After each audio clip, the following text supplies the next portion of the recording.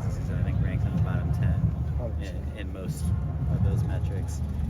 Is there something you can do that will help that generally, or are they all just so different? Or yeah, I mean, I think you can't call them all different because in some ways they're all the same. They're individual guys, and we got to coach them through it. Number one, some obviously in the pass game, some in the run game. The run game is some of those are probably maybe the most disappointing because you're several instances where you load the box. Obviously, you got the number count.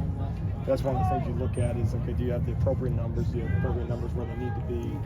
Do you have leverage on the play? And all those things. And so it's a constant analysis. And again, a play that breaks, a bad play is a 5-yard. And that's something that I can say, and we can say, the standard is just that. And obviously we're building the standard. It's well off. And there's certainly no justification for it. So that's something you're constantly looking at. You say, okay, well then maybe from a trust standpoint, maybe we're not there. Maybe we shouldn't put guys in certain situations. Maybe, in some instances, maybe we're too aggressive. We talked about that last week in this explosive pass play. Let's load the box. They got multiple tight ends. Let's be aggressive. Let's set the tone in a ball game type of thing. And then you circle back and say, obviously, you can get the result that you want. So you take ownership on it as a coach. You don't deflect from that standpoint. I couldn't be more disappointed myself in the ability to get you guys to be more sound that way. So, yeah, you're constantly looking at calls, obviously looking at personnel and all that. But we got to get it fixed, and we got to get it fixed fast. And to your point as well, Alex, if there's a point, I think it was after the second touchdown run last game, you kind of brought your guys together in the huddle on the sideline. You were clearly trying to get them up a little bit. I think slapping the turf, that sort of thing. I mean, just the emotionality of kind of some of the errors sort of continuing and not being able to turn the ship around. How do you handle that right now? How do you galvanize them? What's your approach to that? Well, I mean, and I think that's it's all things. Obviously sometimes some of it's frustration in the moment. Some of it is trying to inspire and motivate.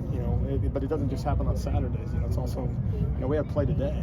You weren't there for it, but you'd be ripping me right now for that. And so, one of the things that as you're going through it is try to and sometimes shock and awe the guys a little bit and say, okay, it really comes down to us, and do we believe that? I think too often right now what's happened is we turn that film on Sunday or on a plane ride home and say, oh, geez, really, it was just that.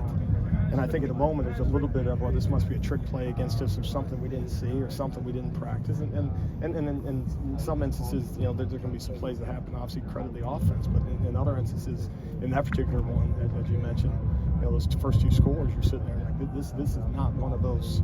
I mean, if they got 2 yards, they probably call it a positive play offensively, based on call, based on box, based on all those things. And we it's 14 points against USC, and that obviously can't happen. And that's from a coaching standpoint, we have to coach them through it. We have to coach them through it. And it's my responsibility to get that done, and I'm not getting it done.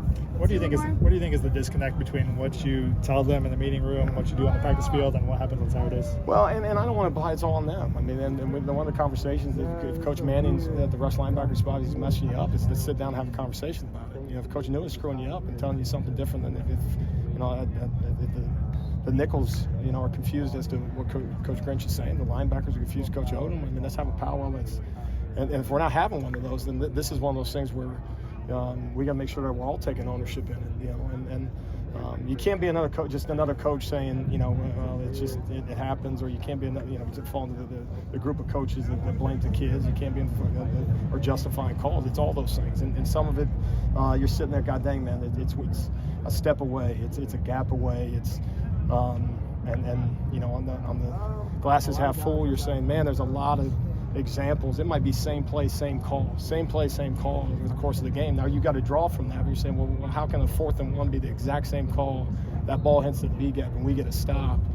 It's the exact same call. The ball hits in the B gaps and the 6-yard touchdown.